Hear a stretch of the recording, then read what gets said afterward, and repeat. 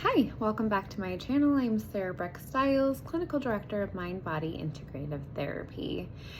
Today I wanted to talk about a concept that Heidi Priebe brought up. Heidi Priebe is a YouTuber. She is wonderful. If you want to take a look at her videos, she talks a lot about attachment, trauma work. She's fantastic.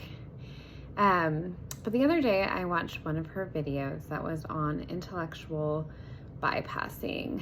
And in this video, she talks about this idea of how when we analyze emotions and we name them and we acknowledge them, how some of us believe that then we have processed them. And in fact, that is not true.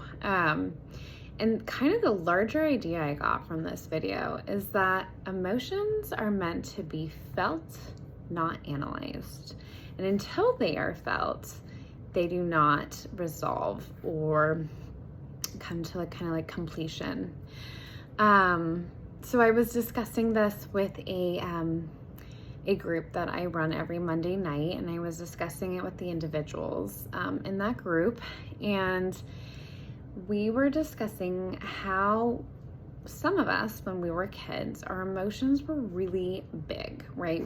There are people who are really big feelers, and then people who are kind of more naturally even keel, and then everything in the middle.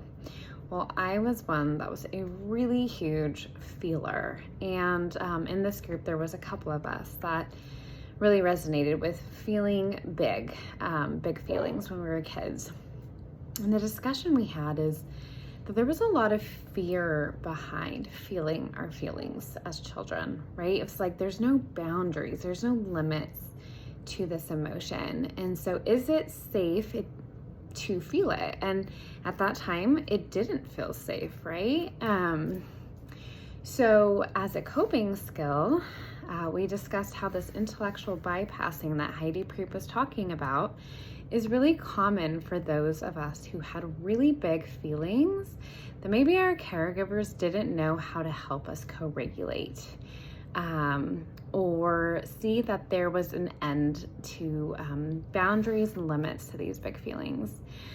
So what I would encourage you today with this idea is kind of reflect on how much do I analyze, name, connect the dots of my feelings, and how often do I actually feel my feelings? And in that reflection, just beginning to notice when you're naming and acknowledging a feeling, noticing where you feel that in your body.